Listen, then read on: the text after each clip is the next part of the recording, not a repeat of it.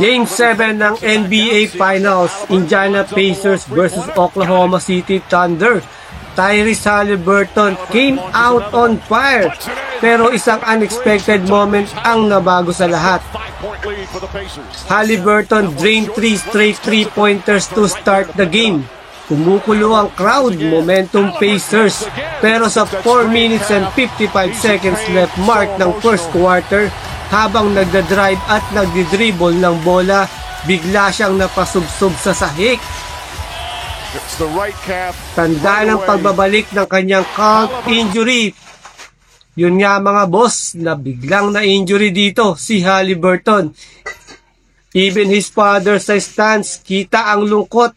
Tahimik, nangingilid ang luha habang pinapalakpakan si Tyrese Haliburton. Ang ganda na sana ng simula, pero ngayon, the Pacers must finish Game 7 without Tyrese Haliburton.